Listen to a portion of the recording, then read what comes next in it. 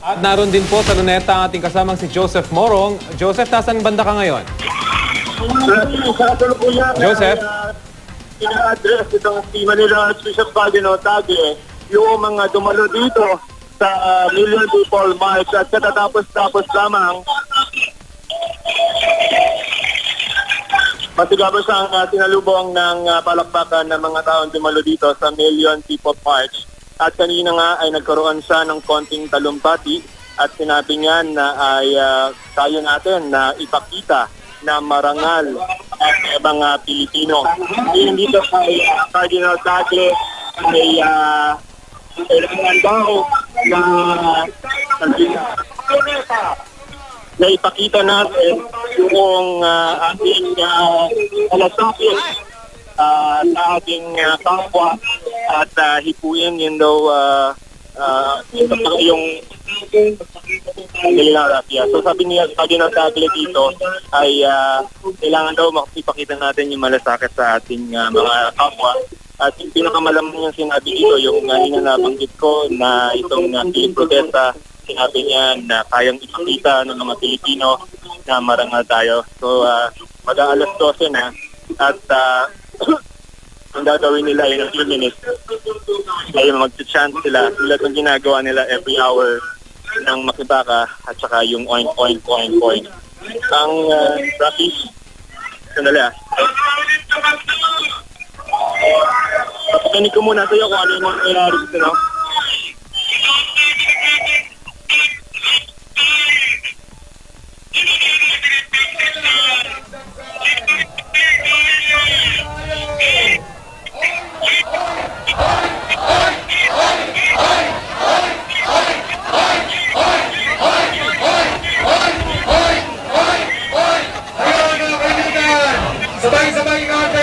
Dito, narinig nyo yung mga dumalo dito sa Million People March. Kanina rin ay nagsalita sa harap ng maraming tao dito. Itong si Pichi Ralion sa Britanya.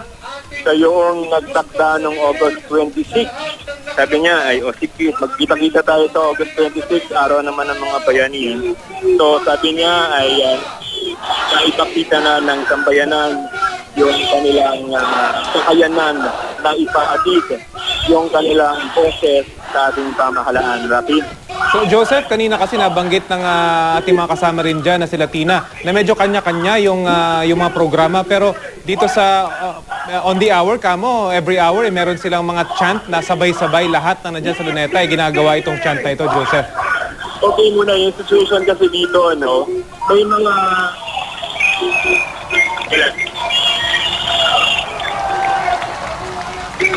ang naririnig nyo ngayon na galing dyan sa microphone ay isa doon sa at least dalawang stage dito na makikita, no? At ang sinasabi kasi nila, ang nangyayari dito, sandali, masyadong may nangyayari.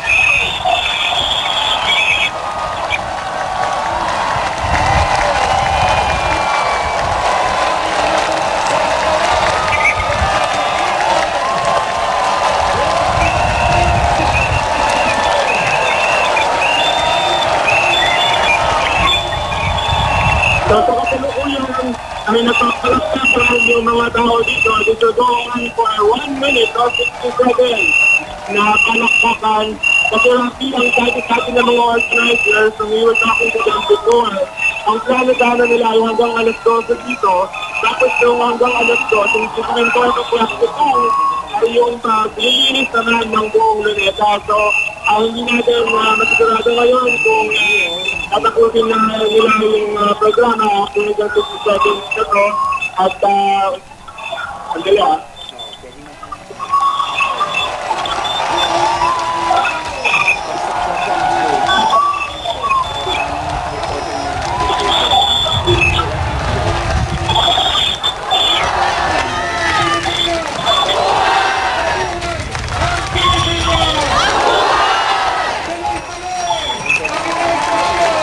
nakikita natin sa ating screen itong buong luneta, sumisigaw ng tabuhay Pilipino, sa buhay ng Pilipino.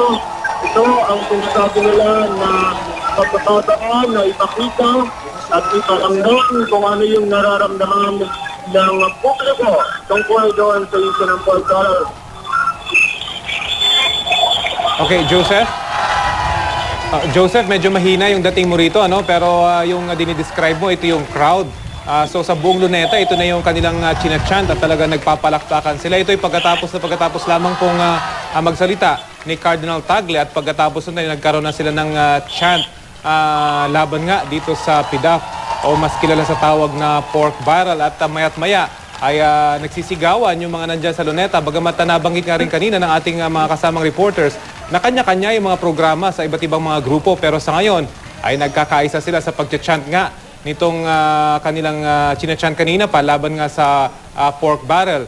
Ito ay pagkatapos nga magsalita doon ni Cardinal Tagle, partner. Actually, sabi nga nila, no, partner, kasi nakikita natin yung mga sentimento at yung mga tweets ng mga taong naroon. Yung mensahe ni Cardinal Tagle, sabi niya, maging marangal ang mga Pilipino. Ito raw yung kanyang paulit-ulit na sinasabi at yun nga, pinapakita na raw ng taong bayan yung kanilang kakayahan na maipahatid ang kanilang boses sa pamahalaan at parang yung naintindihan ko no, dun sa sinabi ni Joseph dahil ito nga alas 12 sabay-sabay sila no. Ito na yung parang chant na unified chant for everyone who's there now. Siguro para sa ibang nandiyan dyan na mga veterano na rin ng iba't ibang mga rally, reminiscent ito nung pagsasalita ni Cardinal Sin para nga i-rally yung mga tao laban sa isang issue. At para sa pagkakataong ito, laban naman sa pork barrel o sa PDAF. Ang hindi na natin alam, partner, kung naroon pa si Cardinal Tagle at kung nandun pa siya sa crowd at kung siya ba yung nagli-lead mismo nitong chant. Pero we understand merong sa pamamagitan ng PA system, may nagli-lead para nga sa chant ito ngayong alas 12 ng tanghali, partner. Pero alam mo, Rafi, parang kakaiba rin, no? Kasi nga gaya ng paulit-ulit natin sinasabi, wala silang centralized program, wala rin naman, actually parang wala naman talaga silang stage na tinutuntungan ng mga tao. Pero somehow, sabay-sabay sila sa kanilang pag-chant, sabay-sabay sila. At parang alam nila, no, pag may isang personalidad na biglang dumating, talagang inaabangan nila at parang halos sinusundan nga nila hanggang sa puntong magsalita na ito. Although kahit na medyo siguro hirap din silang marinig yung mismong mensahe nung nagsasalita, alam naman nila na naroon at importante yung pakikiisa ng iba't ibang personalidad dito nga sa Million People March. Siguro, partner, nasisilip din nila yung mga malalaking screen dyan, TV screen dyan, at nakikita nila kung sino na yung mga nagdadatingang mga personalidad. At sa ngayon ay tawagan naman natin si Father Anton Pascual na naroon ngayon sa Luneta ng Father Anton Pascual of Radio Veritas. Father, magandang tanghali po. Magandang tanghali, Rafi at saka Pia at sa ating mga kapuso. Magandang tanghali sa inyong lahat. Opo, kumusta po ngayon yung mood dyan? May di-describe nyo po ba yung mga pangyayari ngayon dyan sa may Luneta? Kumusta po ngayon dyan? Siyempre, maputik dito sa Luneta. No? Talagang maputik, no? Pero kahit na maputik, no, talagang kitang-kita natin ang pagmamahal ng ating taumbayan sa bansa at kailangan iligtas natin ang pamahalaan sa kapahamakan, no? At isa na rito, alisin natin itong cancer, no? Sa pamahalaan, itong korupsyon ng pork barrel na ito, kailangan talaga alisin ito. Pork barrel ng lahat. Pork barrel ng congressman, ng senador, pati pork barrel ng presidente. Opo. Father, we understand, bago pa magsalita dyan si Cardinal Tagle, meron siyang nilabas na statement. Meron po ba kayong impormasyon tungkol dito? At ano po yung buod nung kanyang mga pahayag? Kanina nagmisa kami ng alas 9 ng umaga at binasa namin ang statement ni Cardinal Tagle. No? Ito isang statement at isang panalangin. No? At syempre, hinahamon niya ang sambayanan na itaas natin ang level ng ating pagmamahal sa bayan, no? At ang ating pagmamalasakit sa mga mahihirap, no? At sa kalikasan. At ating patuloy na konsensya ng pamahalaan na ito'y tumugon, lalo na executive, no? At judicial, lahat ng branches ng government, no? Na tumugon sa kanilang tunay na misyon na maglingkod sa sambayanan, lalo na sa kabutihan ng lahat, pati na siyempre ang mga unang biktima kapag may mga kalamidad, ang mga mahihirap. Kaya na ito ang mensahe ng ating kardinal na binasa kanina at ang kanyang panalangin din. Father, kamusta naman po yung pagbabantay no ng ating simbahan. Alam po natin na nakikisa po yung simbahan ngayon sa Million People March, pero ano ho yung iba pang pagbabantay na ginagawa ng simbahan dito po sa Kaban ng Bayan? Unang-una, mahalaga magdasal, no? Bilang simbahan, mahalaga na magdasal tayo sa Panginoon na talagang hipuin niya ang puso ng mga namumuno at pati na rin tayo mga Pilipino, no? Na yung tinatawag namin sa simbahan na conversion, na magkaroon tayo ng pagbabalik loob sa Diyos at pagbabagong buhay talaga, no? Kasi ang corruption, ang tinatawag na structural sin, no, ay nakaugat sa personal sin, no? Ang kapalpakan ng pamahalaan, ang corruption ng pamahalaan ay nakaugat sa kapalpakan na nasa puso ng tao. Kaya mahalaga ang pinagdadasal ng simbahan ay yung prayer for conversion. Pangalawa, ay nahamon tayo ng simbahan na, lahat naman nananampalataya ay miyembro ng simbahan, no? Na tayo ay maging vigilant, no? Eternal vigilance is the price of democracy. Sapagkat, sabi nga ng isang congressman na kausap ko, Father, kahit alisin daw ang pork barrel, ito daw ilalabas sa iba't ibang forma, no? Kaya mahalaga itong yung eternal vigilance nating mga sambayanan, no? Ng simbahan, palagi tayo nagbabantay at we demand transparency sa mga napupunta ang pondo ng simbahan. At saka syempre, tinuturok ng simbahan, aprobahan na ang FOI, ang Freedom of Information Bill.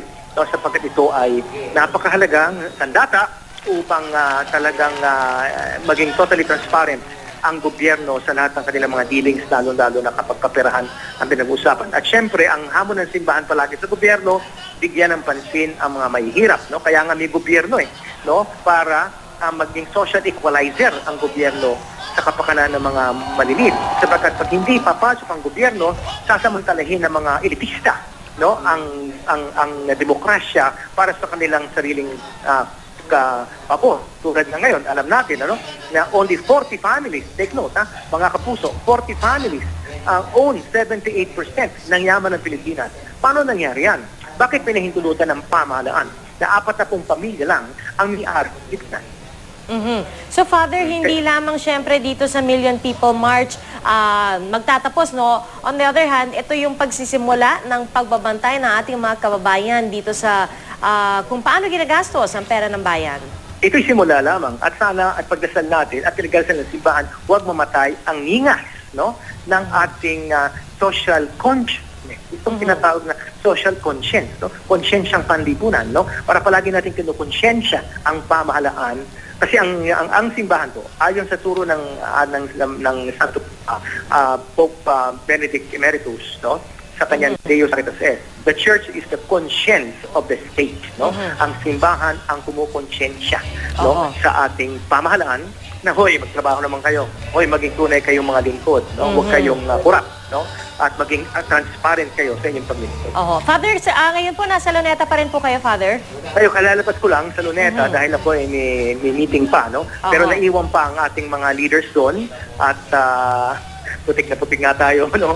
At kasi kami marami talagang schedule ang mga obispo, si Bishop Bacani nga, ang sabi niya, kasama ako dyan in spirit, but he has to go to the Holy Land, no? Si Bishop Pabilo din has to rush to Zamboanga for a retreat, no? Kaya maraming schedule kasi ang simbahan, pero andun kami, and in spirit. Alright, Father Anton Pascual ng Radyo Veritas, maraming salamat po sa inyo. Magandang tanghali po sa inyo.